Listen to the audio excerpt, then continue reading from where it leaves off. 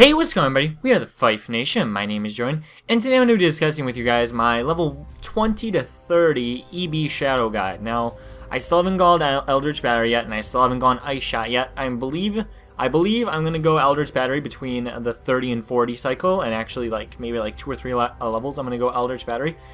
And from what I've looked on my, from what I see on my passive tree, I think I'm going to go Ice Shot around level 50.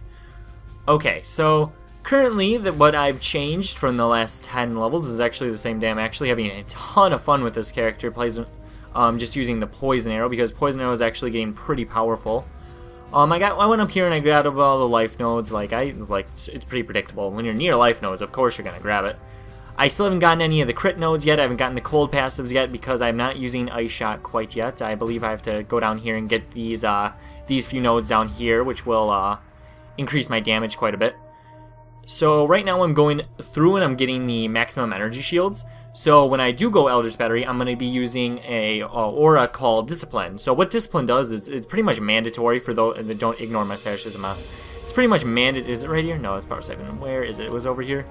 Well, effectively what it does is it uses up a portion of your mana pool, and it will give you energy shield. Now, of course, with Eldritch Battery, it converts that energy shield into mana. So, if we can find... There's the plan, there we go. Cast an aura that grants energy shield to you and your allies. So, from here, we're going to be reserving 120 mana, but we're getting 60 additional energy shield. In next level, I'm going to start to level this, and by the time I can use it, by the time I go Eldritch Battery and I do start using it, it will use up a little bit more mana, but it will start to use up more and more, it will start to grant me more and more energy shield. And of course, I think I'm going to actually buy reduced mana with this. I'm going to actually run this with Clarity, which I'm also leveling up. I have the quality Clarity. It does nothing except increase area effect radius, which is kind of poor. So I have two options here. My first option, from going to 40 to 50, this is just what I've been thinking when I've been playing this character and how I'm going to deal with getting Inner Force, because Inner Force will be the driving force of this build. It will be the driving Inner Force of this build. Effectively, what Inner Force will do is it will scale up my Clarity, it'll scale up my Wrath, it'll also scale up my Discipline, so it'll be granting me more mana. And I have two options here. I can go up and around this way and grab it. Now, the problem with that is I have to get these nodes up here.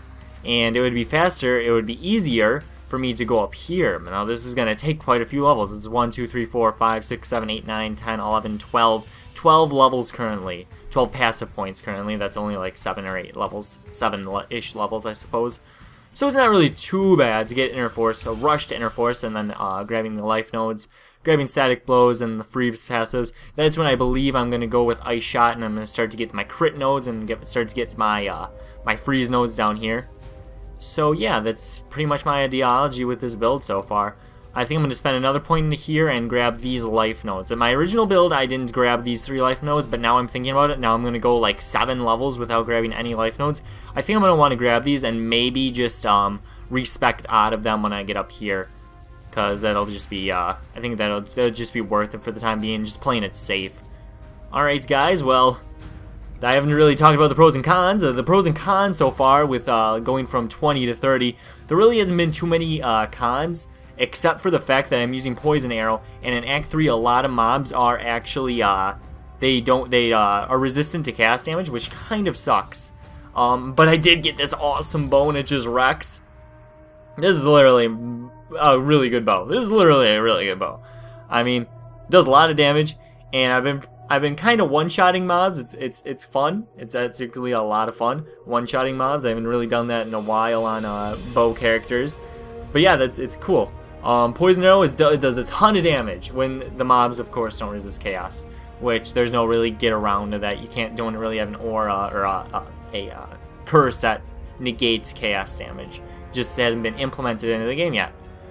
So yeah, guys, I also am running with 2 Fire Trap Gems, pretty much normal, and now I'm running with Bear Trap. I found a Bear Trap. My strategy with that is if I get a real nasty mob, I just Bear Trap it.